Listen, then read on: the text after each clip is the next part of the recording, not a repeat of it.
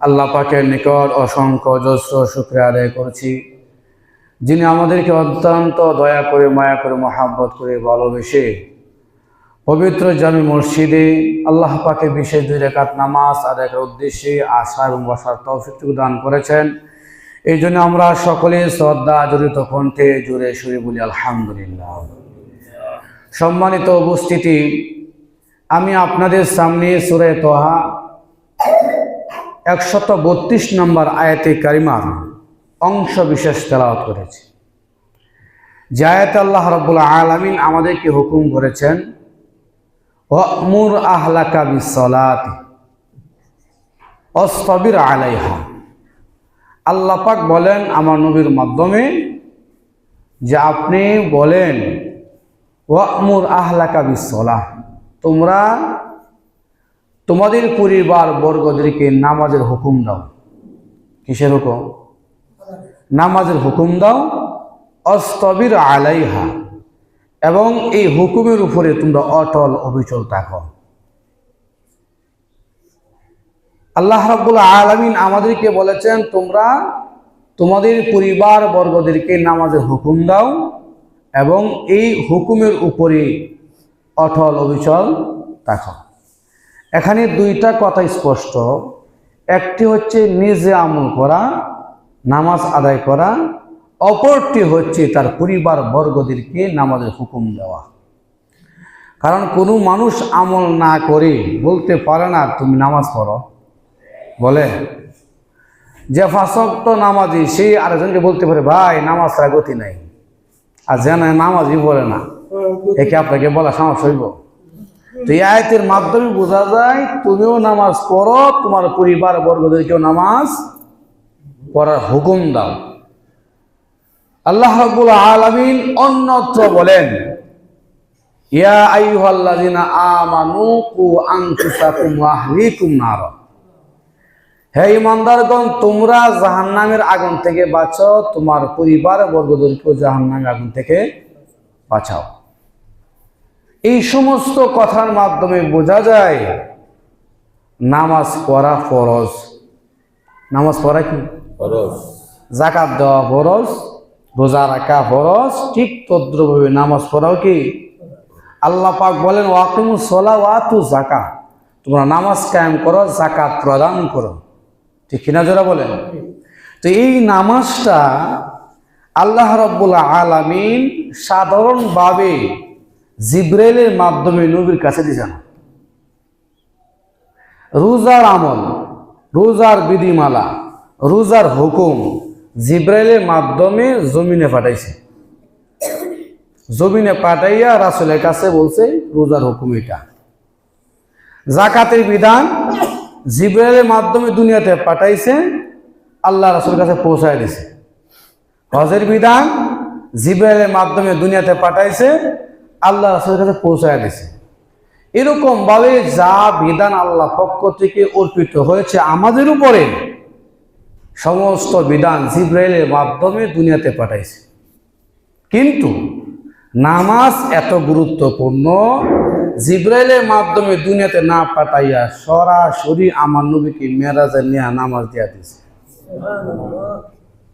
আচ্ছা, আমি যদি আপনার কাছে 100 টাকা মূল্যের কোনো একটা খাবার অথবা কোনো একটা জিনিস পাঠাই, তখন যে কোনো ছেলের হাতে দেয়া দিব, যাও এটা অমুক বাইরে দিয়ে আসো। ঠিক কিনা যেটা বলে?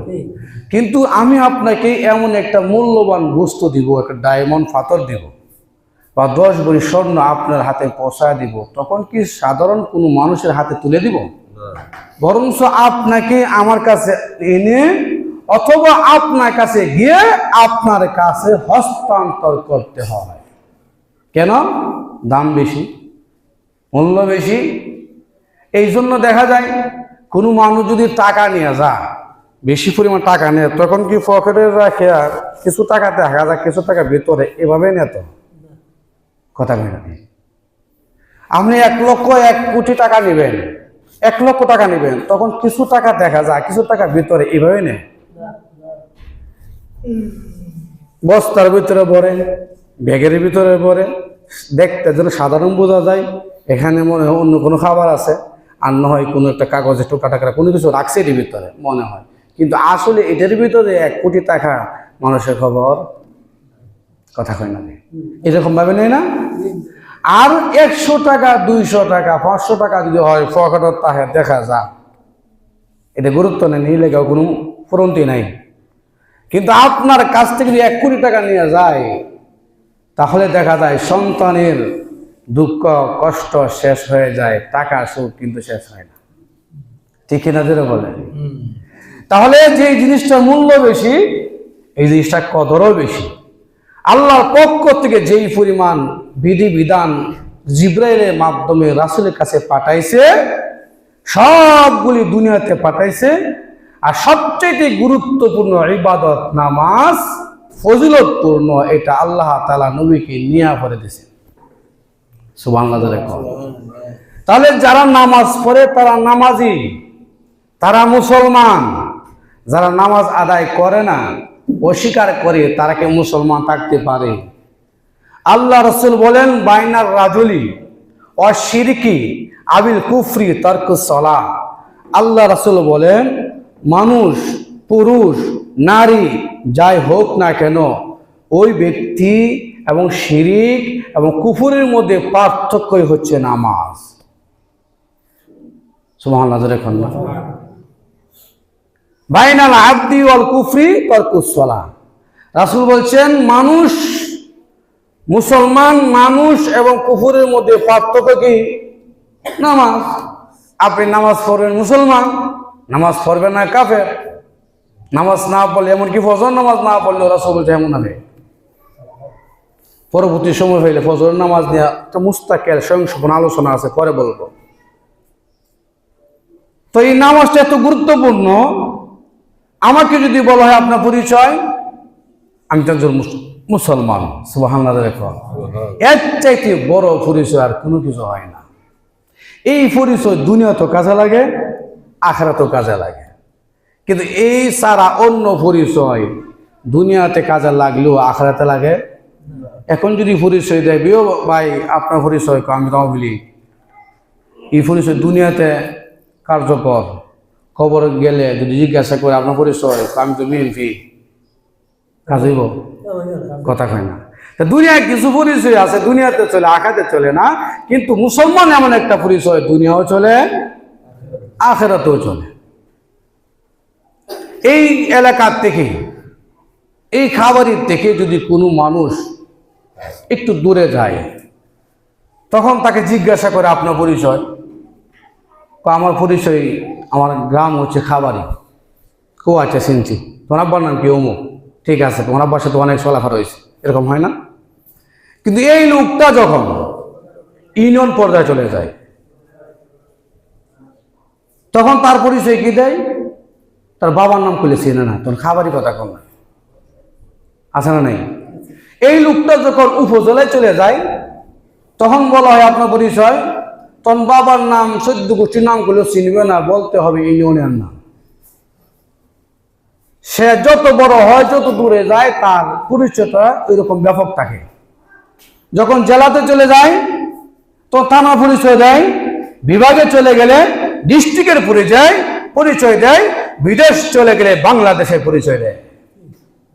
এই সময় বলে না আমার বাড়ি খাবারি, আমার বাবা অমুক, আমার চাচা অমুক, এই কথা বলে না। তখন সে বলে আমি বাংলাদেশি। তাহলে লোকটা যত দূরে যায়, তার পরিচয় এত ব্যাপক আকারে হয়। কিন্তু আমি যখন মাত্র 3.5 হাত নিচে চলে যাব, আমার বাবার পরিচয় দিলে চিনবে না, খাবারি পরিচয় দিলে চিনবে না, উপজেলা পরিচয় দিলে চিনবে না, থানা পরিচয় দিলে চিনবে না, বিভাগ ডিস্ট্রিক্টের পরিচয় দিলে চলবে না, বাংলাদেশি পরিচয় দিলে চলবে না। সেখানে একটাই পরিচয়, আনা মুসলিম, আমি একজন মুসলমান। এই মুসলমান থাকতে হইলে আল্লাহ বিধিবিধান যদি আপনার মধ্যে থাকে, তখন মুসলমানিত্ব ঠিক থাকবে, পরিচয় ঠিক থাকবে। এই পরিচয় ঠিক রাখার জন্য মসজিদের মাধ্যমে আল্লাহ তাআলা আহ্বান করে হাইয়া আলাস সালাহ, আসো নামাজের দিকে, হাইয়া আলাল ফালাহ, আসো কল্যাণের দিকে। আমরা সাধারণভাবে জানি মসজিদ শুধু আযান দিছে, তেমন গুরুত্ব দেই না। সরকারের পক্ষ থেকে কোনো একটা হুকুম যদি জারি হয়ে যায়, সরকারকে আপনার ঘরে ঘরে এসে কয় এটা করো ওইটা করো ওইটা করো, এই কথা বলে নাই। বরঞ্চ বিভিন্ন মন্ত্রণালয়ে যা, আবার বিভিন্ন বিভাগ পর্যায়ে যা, থানা পর্যায়ে যা, ইউনিয়ন পর্যায়ে যা, চিঠি যা, খবর সংবাদ পৌঁছায় দেয়, সেখান থেকে মাইকিং সার্ভিস করে বোঝায় দেয় এই হুকুম। তখন যে লোকটা মাইকিং করলো, এই লোকটা একজন সাধারণ লোক। যেই লোকটা মাইকিং করলো, যে গাড়িটা রিক্সা, এটা প্রাইভেট কারের মতো দাম নয়। যে লোকটা সার্ভিস করলো, ওই লোকটা প্রধানমন্ত্রীর মতো দাম নয়। কিন্তু তার কথার মধ্যে গুরুত্ব আছে না নাই? কেন? প্রধানমন্ত্রী হুকুম। ঠিক তদ্রূপ ভাবে যদি আমাদের কাছে সাধারণ মনে হয়, একজন মানুষ, একজন নামাজি, একজন দিনদার, একজন কোন রকম ভাবে নামাজ আদায় করে, সে আজান দিছে, গুরুত্ব মনে হয় না, কিন্তু এই আজানটা হচ্ছে আল্লাহ তাআলার পক্ষ থেকে আজান দিলে কোন সুবহানাল্লাহ। এই আজান দেওয়ার পরেও আপনি আমার ঘুম ভাঙলো না, নামাজ আদায় করলাম না, তখন দুনিয়াও হারাইলাম, আখিরাতও হারাইলাম। ঠিক কিনা যেটা বলে? আপনি এমন একটি চাকরি করতেছেন, খুব গুরুত্বপূর্ণ চাকরি, বেতন 2 লক্ষ টাকা, প্রতি মাসে বেতন কত? 2 লক্ষ টাকা। আপনার অফিস নিচতলা, আপনার বাসা 5 তলায়, একই বিল্ডিং এ, নতুন শুধু বিবাহ করছেন, নতুন বিবাহ করলেও পরে তখন তার স্ত্রীর প্রতি, তার বিবির প্রতি যে মহব্বত, যখন দিন চলে যায় তখন মহব্বত কিছু কমে, আর কিছু মহব্বত সন্তানের জন্য লাগে। কথা কয় না? আগে যেভাবে সময় দিন স্ত্রীর কাছে, এরকম ভাবে 24 ঘন্টা সময় দেওয়া সম্ভব। সন্তান হয়ে গেলে সন্তানের কাছে সময় কিছু চলে যায়, যে হইলে জির বাড়ি, জির জামার বাড়িতে জায়গা, ওই মহব্বত এদিকেও কিছু যা বন্টন হয়, মহব্বত বন্টন হয়। কিন্তু নতুন বিবাহ করার পরে আর তো ফাঁসার কেউ না, কারে মহব্বত করবেন? আপনার বিবি সাবরি সব মহব্বত ডালিয়ে দিয়েছে। ঠিক না জোরে বলেন? এমন অবস্থায় মহব্বতের সময় আপনার মহব্বতের একটি খাবার সে তৈরি করছে। মহব্বতের খাবার, যে খাবারটা আপনার কাছে ভালো লাগে, পছন্দ হয়, লাচ্ছি হোক, বিরিয়ানি হোক, গ্রিল হোক, যাই হোক না কেন, যে জিনিসটা আপনার কাছে ভালো মনে হয়, ওই জিনিসটা আপনার বেবি, আপনার ওয়াইফ পাক করলো, পাক করার পরে সে আপনাকে ফোন দিল, কোথায় আছো? যে আমি তো দোকানে আছি, আমি তো অফিসে আছি, কই আছি? তো দেখা যায় হালকা বৃষ্টিও আছে, কাস্টমার মনে তেমন একটা নাই, টেকনিক হওয়া ঠিক হয়। এক কাজ করো, তুমি উপরের তলায় উঠো, তোমার জন্য ওই জাতীয় খাবার তৈরি করছে, যেই খাবারটা তুমি পছন্দ করো। খাবারটা তৈরি করলো, সংবাদ দিল, সে বললো ঠিক আছে, এমনি তো মন চাইতেছে তোমার একটা নজর দেখতা, আর খাবার। এই কথা বলার পরে সে যখন উপরে উঠবে, প্রথম সিটে পা রাখছে, মালিককে ফোন দিছে, এ করো মালিক, কই আছো? সে কি কইবে শুনো, বাসায় না অফিসে? আমি তো অফিসে আছি। আচ্ছা, তা আমি 1 সেকেন্ড, 2 মিনিট, 3 মিনিটের ভিতরে তোমার দোকানে পৌঁছতেছি, তুমি বসাও। আপনি কি মনে করেন প্রিয় খাবার আছে যাইব এখানে? কথা হয় না। তার মহব্বতের বউ সেখানে যাবে, সেখানে, কারণ এসে যদি মালিক দেখে আমি এখানে নাই, সাথে সাথে আমার চাকরি ক্যান্সেল, 2 লক্ষ টাকা মাস শেষে পাওয়ার সম্ভাবনা নাই। তখন তার স্ত্রীকে হেলো করে বলে, এই তোমার মহব্বত বাদ দাও, তোমার মহব্বত, টাকা থাকলে মহব্বত, টাকা না থাকলে তুমি আমার মহব্বত করতে না। ঠিক কিনা করে বলে? বেগম তো বলা হয়, যতদিন সুবিধা আছে ততদিনই আপনার পাশে আছে, সুবিধা নেই আপনার পাশে নাই। কথা কয় না? কাল তো আপনারে কইলো, আপনি যখন যান, আপনার জন্য ফরান, আপনি টাকাতাম না, আপনার জন্য একটা সেকেন্ড অন্য কোথাও ঘুমাইতে পারবো না। কিন্তু আপনার হায়াত যখন চলে গেল, তখন তাকে বলা হলো, এক কাজ করো, কালকে তুমি কইছো তোমার বউ, তোমার স্বামীরা নিয়ে ঘুমাইতে মনে চায়, স্বামীকে নিয়ে একসাথে ঘুমাও, 1 সেকেন্ডের জন্য, 2 মিনিটের জন্য অন্য কোথাও যাওয়ার তোমার চাহিদা নাই। এখন তুমি একটি রাত্র পাহারা দিও, তোমার স্বামীকে পাহারা দাও, আমরা বাস কাটতে হইব, আত্মীয় স্বজনকে সংবাদ দিতে হবে। সে বলবে আমি ভাবতাম না। কথা কয় না? হায়াত যখন চলে যাবে, আপনার স্ত্রী আপনার পাশে থাকবে? কোন থাকবে না। তো ওই সময় তার স্ত্রীকে বলে, মালিক আসতেছে, মালিক যদি এসে দেখে আমি নাই, সাথে সাথে চাকরি শেষ, মাস শেষে 2 লক্ষ টাকা পাওয়ার কোনো সম্ভাবনা নাই। ঠিক কিনা জোরে বলে? তাহলে দুনিয়ার চাকরির জন্য যদি তোমার বিবি স্বামীর কথা ভুলে গিয়ে পছন্দনীয় খাবার ভুলে গিয়ে দোকানে অবস্থান করতে পারো, যেই চাকরি চলে গেলে আবার চাকরি পাওয়ার সম্ভাবনা আছে। কিন্তু হাইয়া আলা সালাত যখন বলেছে, হাইয়া আলা ফালাতের মুয়াজ্জিন সাহেব বলেছে, এইটাকে সারা না দিয়া যখন তুমি সেখানে অবস্থান করো, তোমার অবস্থান ঠিক রাখছো, আল্লাহ যদি তোমাকে ছেড়ে দেয়, আল্লাহ যদি তোমাকে ইমাম হিসেবে ইমানদার হিসেবে গ্রহণ না করে, দুনিয়াও হারাইবা, আখিরাতও হারাইবা। দুনিয়ার চাকরি চলে গেলে আরেকটা চাকরি পাওয়ার সম্ভাবনা আছে, কিন্তু আল্লাহর চাকরি চলে গেলে দ্বিতীয় পাওয়ার সম্ভাবনা নাই। ঠিক না? এই নামাজটা আল্লাহ রাসূলকে সেখানে নিয়া মেরাজে নিয়া আল্লাহ পাক দান করছেন। ঠিক না? কেন মেরাজ করাইছেন? তিনটা কারণ বলা হয়েছে। তিনটা দুঃখ আমার নবীর বুকের ভিতরে ছিল, সান্ত্বনা দেওয়ার জন্য আল্লাহ তাআলার কাছে নিয়ে গেল। সেখানে 50 ওয়াক্ত নামাজ দিছে। কয় ওয়াক্ত? আজকের দিন, কিন্তু আজকে 26 তারিখ রজবের কি এই তারিখে আমার নবীকে নিয়ে গেছে। আরো অন্য অন্য মতামত আছে, তো এই তারিখটা প্রসিদ্ধ মতামত। প্রায় হিজরতে 1 বছর বা 1.5 বছর আগে আমার নবীকে মেরাজ করাইছেন। সেখানে 50 ওয়াক্ত নামাজ দিল। তো 50 ওয়াক্ত নামাজ দিল কেন দিল? আল্লাহ তাআলা যত নবীরে যত ওয়াক্ত নামাজ দিছে সবগুলি একত্রিত করার পরে 50 ওয়াক্ত হয়, সম্পূর্ণ আমার নবীরে দিয়েছে। সুবহানাল্লাহ। এই 50 ওয়াক্ত নামাজ যখন নিয়ে আসতেছে, মুসা নবীর সাথে কথাবার্তার মাধ্যমে উনি যখন বলছে আপনার উম্মত পারবে না, আল্লাহ তাআলার কাছে গেছে, গেলি ফাঁস কমা, এরকম ভাবে মুসা নবী 9 বার পাঠাইছে। 45 ওয়াক্ত কমা দিল, রয়ে গেল কয় ওয়াক্ত? 5 ওয়াক্ত রয়ে গেল। 5 ওয়াক্ত তো রয়ে গেছে। এখানে একটা লক্ষণীয় বিষয় হইল যে আপনার বাচ্চা 10 কেজি চাল মাথা নিতে পারবে না 20 কেজি নিতে পারবে, আপনার আন্দাজ আসেনি? এখন মনে কিছুই বুঝে না। আপনার 5 বছরের বাচ্চাকে 1 মণ চাল দিতে পারবো? 10 বছরের বাচ্চা যেই পরিমাণ চাল নিতে পারবে আপনার একটা আন্দাজ আছে, অনুমান আছে, এর উপর তো দিবেন না, না দিবেন? তো আপনার ছেলে 10 কেজি নিতে পারবে। এখন 10 কেজি বললেন, ঠিক আছে তুমি 10 কেজি নিয়ে যাও। 10 কেজি হুকুম দেওয়ার পরে শেষে কইলেন এক কাজ করো, তোমার 10 কেজি নিতে হবে না, 1 কেজি লইয়া যাও। সুবহানাল্লাহ। 1 কেজি কথাতে কইলো, তখন সে কইব যে আমি তো 10 কেজি নেওয়ার ক্ষমতা রাখি, এখন যে 1 কেজি কথা কইছে এটা আমার আব্বা আমার উপরে দয়া করছে। সুবহানাল্লাহ। ঠিক তদ্রুপভাবে 50 ওয়াক্ত নামাজ যেটা আল্লাহ দিছে, বান্দা পারবে না কেন? এই শক্তি দেই তো আল্লাহ তাআলা 50 ওয়াক্ত নামাজ দিছে। এখন 50 থেকে আল্লাহ তাআলা 5 ওয়াক্ত আনছে, বান্দা কইব আমি পারলাম বলে তুই 50 ওয়াক্ত, আল্লাহ দয়া করে আবার 5 ওয়াক্ত দিছে। এই কারণ। আর একটা কারণ হচ্ছে যে 50 ওয়াক্ত যদি আমি পারি, আল্লাহ যদি আমার 50 ওয়াক্ত দেয়, এই যোগ্যতা আমারে দিছে। এখন 5 ওয়াক্ত নামাজ দিয়ে পড়তেছি, কয়েকটা 5 ওয়াক্ত নামাজ পড়তেছি, এটা আমার জন্য ব্যবহারই না।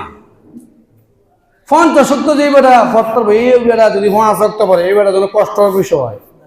কাজেই যারা 50 ওয়াক্ত নেওয়ার ক্ষমতা রাখে, ওই নামাজি কোনোদিন বলবে না 5 ওয়াক্ত নামাজ আমার জন্য কষ্ট। কথা বলে আপনার এমন বলার সুযোগই নাই। আপনি পারবেন, আল্লাহ পাকের ক্ষমতা আপনাকে দান করছে, আছে না নাই? এই 5 ওয়াক্ত রাখার পরে 5 ওয়াক্ত কেন রাখছে, এটার উত্তর জবাব বিগত সপ্তাহ 5টা জবাব দিছি, ওইটা বলা এখন সুযোগ নাই, বলছি যে তার বলা দরকার নাই।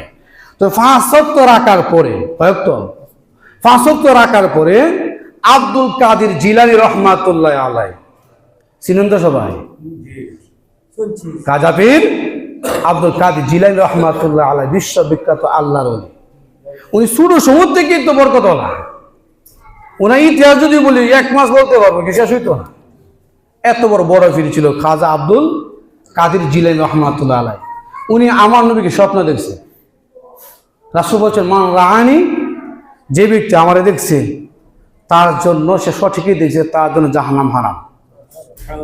তো আব্দুল কাদের জিলানী রহমাতুল্লাহ আলাইহি আমার নবীকে জিজ্ঞাসা করলো যে আপনি যে 50 ওয়াক্ত নামাজ আমরা দিয়ে দিল, 50 থেকে 5 ওয়াক্ত হইল, কারণ নাকি তা মুসা নবী কইছে দিকে গেছি 5 কম 45 হয়েছে, আরো কইছি নিয়ে যাবার লাগি, তো কইছি গেছেন না কেন? 2 কারণে।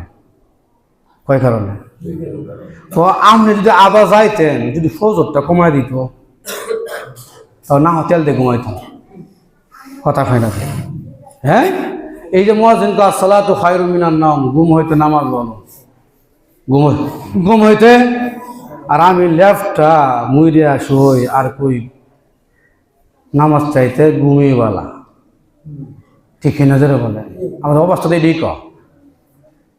তো আব্দুল কাদের বলতেছেন আপনি আবার গেলে মুসা নবীর কথায় গেলে, তাহলে যদি একটু কমাইতো, কমসে কম ফজরটা কমাইতো, তাহলে তো ফজরের সময় এমনি মানুষ কম হয়, তারা তো এই কথা কইলে হলে যদি হুকুম থাকতো ফজর, তার ফজর সমূহ আইলাম বলে কথা কয় না, কিন্তু হন দেওয়ার পরে বোঝা যায় কয়জন মুসল্লি হয়, ঠিক না যারা বলেন। তখন তিনি বলেন দুই কারণে আমি আল্লাহর কাছে যাই নাই। একটা কারণ হচ্ছে যে আমার উম্মতের 5টা গাঁটি আছে। কয়টা গাঁটি? রে আব্দুল কাদের জিলানী, আমার উম্মতের 5টা গাঁটি আছে। ওই উম্মত যদি 5টা গাঁটি পার হইতে পারে তার জীবনটা সাকসেস হয়ে যাবে, সে জান্নাতি হয়ে যাবে।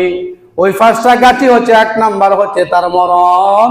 মরণের সময় যদি ইমানে হালত হয়, মরণের সময় যদি তার কষ্ট না হয়, মরণের সময় যদি আনন্দের সাথে সে দুনিয়া থেকে চলে যায়, তার জীবনটা সাকসেস, ওই জীবনটা তার সাকসেস হয়ে যায়।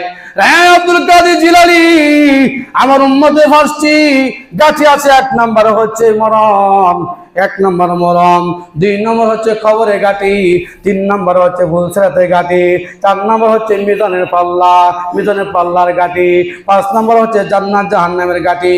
আল্লাহ তাআলা কাছে চুক্তি করেছি প্রভু গো, 5 ওয়াক্ত নামাজ দিলাম, আপনাকে চুক্তি করলাম ওয়াদা দেন, যে ব্যক্তি 5 ওয়াক্ত নামাজ আদায় করবে ওই 5টা গাঁটি আপনি বিনা হিসাবে আসানের সাথে তাকে পার করে দিবেন। আল্লাহ বল বন্ধু, আপনাকে এত কষ্ট করাইলাম, রজব মাসে 1ম সপ্তাহ আপনার চাচাকে নিয়ে গেলাম, এই যে কষ্ট করলেন, 2য় সপ্তাহ আপনার স্ত্রীকে নিয়ে গেলাম, এত কষ্ট করলেন, তাই জন্য ময়দানে আমার জন্য রক্তাক্ত হলে এত কষ্ট করলেন। ওগো নবীজি, আপনাকে আমি সান্ত্বনা দেওয়ার জন্য আপনি যা দোয়া করবেন গো নবী গো, সাথে সাথে মঞ্জুর হয়ে যাবে। ইয়া রাসূলুল্লাহ, আপনার উম্মত যদি 5 ওয়াক্ত নামাজ আদায় করে ওই 5টা গাঁটি আমি আল্লাহ তাআলা আসান করে দেব, তার কোনো কষ্ট হবে না, মনে কষ্ট হবে না, কবরের শাস্তি হবে না, মিজানের পাল্লা আমি আল্লাহ ভারী করে দেব, ফুল বীজ আকারে পার করে দেব, আমি আল্লাহ আপনার উম্মতকে জান্নাত দান করব। যেরকম সুবহানাল্লাহ। আব্দুল কাদের জিলানী এই কথা শোনার পরে আমার নবী বললেন, আব্দুল কাদের জিলানী রে, জানি 5 ওয়াক্ত নামাজ আমি কেন রেখে দিয়েছি? আল্লাহ তাআলা 5 জন নবীকে 5 ওয়াক্ত নামাজ দিয়েছে। আদম আলাইহিস সালাতু সালামকে যখন পাঠালেন দুনিয়াতে, অন্ধকার হইল, আবার যখন ফর্সা হয়ে গেল ফজরের সময়, ওই সময় তিনি 2 রাকাত ফরজ নামাজ আদায় করেছেন। আমি ওই ফজরের 2 রাকাত নামাজ নিয়ে আর 2 রাকাত সুন্নাত নিয়ে আমি ফজরের নামাজ কায়েম করেছি। আল্লাহু সুবহানাল্লাহ। রে আব্দুল কাদের জিলানী, ইব্রাহিম আলাইহিস সালাতু সালামকে যখন অগ্নিকুণ্ডে নমরুদ নিক্ষেপ করেছে, সেখান থেকে মুক্তি তিনি পাইলেন জোহরের সময়। মুক্তি পাওয়ার পরে তিনি 4 রাকাত নামাজ আদায় করলেন ফরজ। এই নামাজটা আমি নিলাম, আগে পিছনে সুন্নত মিললে জোহরের নামাজটা কায়েম করলাম।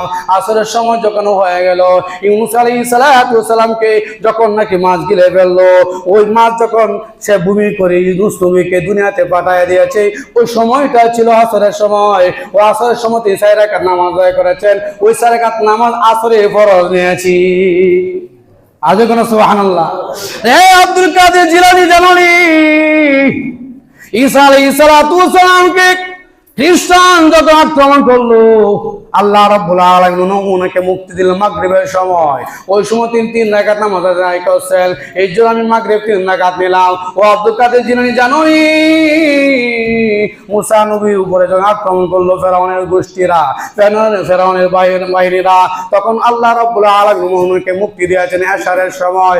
ওই সময় দুইত সাগর যখন পাড়ি দিয়া মুক্তি পেয়ে গেল, তখন তিনি 4 রাকাত নামাজ আদায় করেছেন। আমি ওই 4 রাকাত এশার থেকে এনেছি।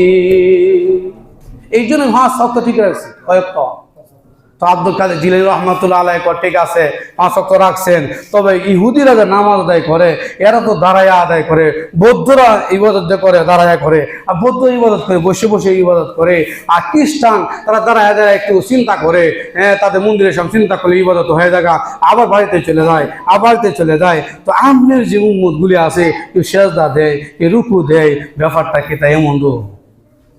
সুবহানাল্লাহ। এখন আমার কষ্ট হইতেছে না?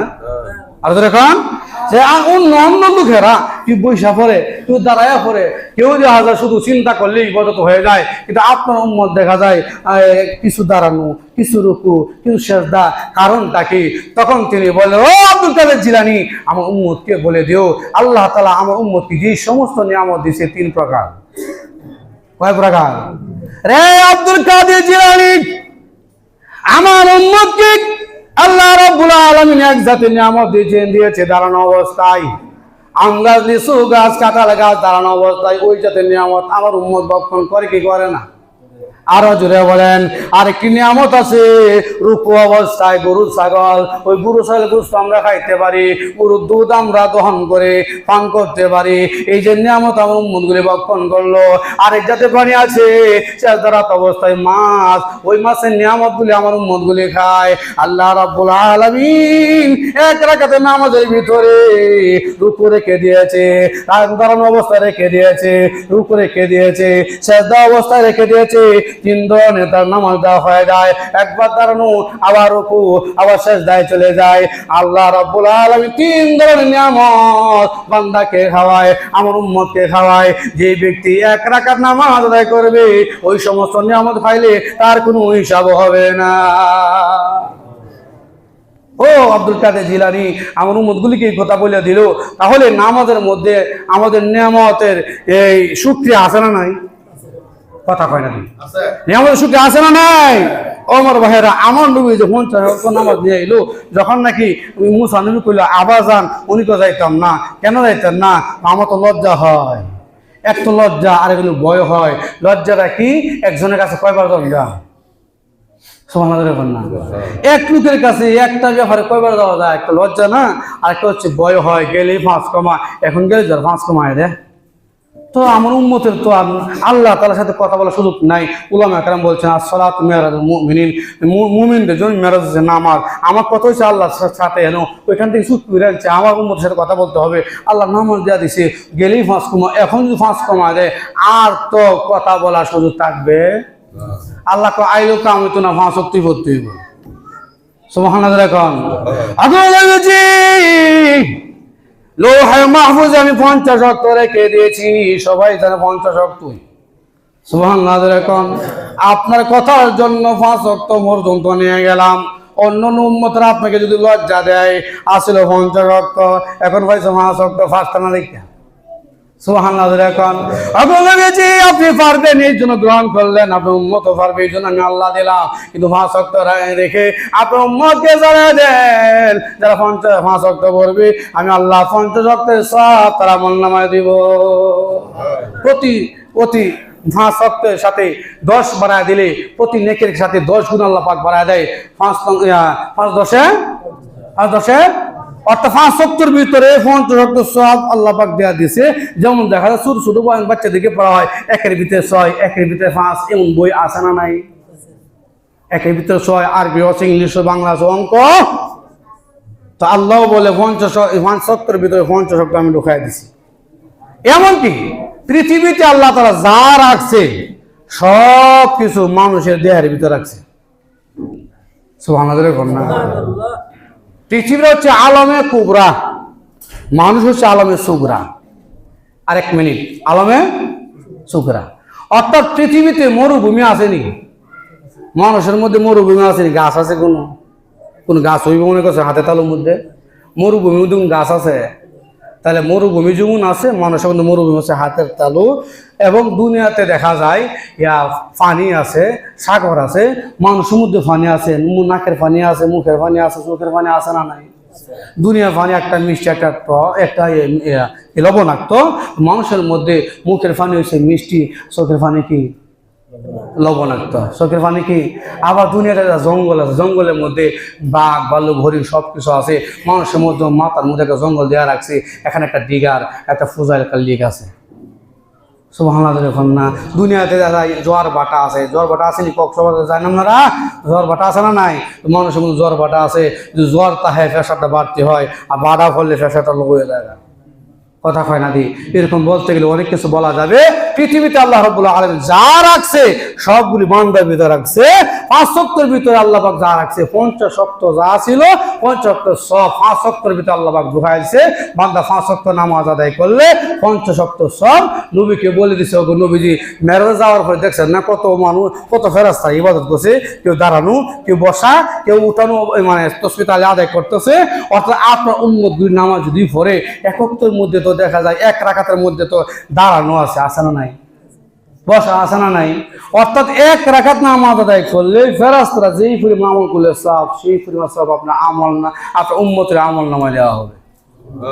সুবহানাল্লাহ। এখন ওগো নবীজি, আমি যেই জাতের প্রাণী সৃষ্টি করছি, একটা দাঁড়ানো গাছ, আল্লাহ তাআলা তাসবিহ তাহলিল আদায় করে, হ্যাঁ, একটা রুকু অবস্থায় গরু ছাগল, একটা সেজদারত অবস্থায় সাপ বিচ্ছু, আর কিছু আত্মায় তসবিহ ব্যাং, সবাই আল্লাহ ইবাদত করে, সবাই আল্লাহ জিকির করে, ওই সমস্ত মাখলুক যেই পরিমাণ নেক আমল করে, আপনার উম্মত এক রাকাত নামাজ আদায় করলে দাঁড়ানো আছে, রুকু আছে, সেজদাও আছে, আত্মায় তো সূরত অবস্থাও আছে, ওই পরিমাণ নেক এক রাকাতের ভিতরে আমি শামিল করে নিয়েছি। এই নামাজটা পড়া দরকার আছে না নাই? কথা কয় নাকি? কোন সময় নফল নামাজ পড়বো, কোন সময় নফল নামাজের জন্য টেরা দেখা লাগিয়ে দেখা, কত রাত্রিতে, সবত রাত্রিতে, এই নামাজ এক পয়সা লাভ নেই। আপনি যদি নামাজ আপনি না থাকে, কথা কয় নাকি? এক পয়সা লাভ নাই।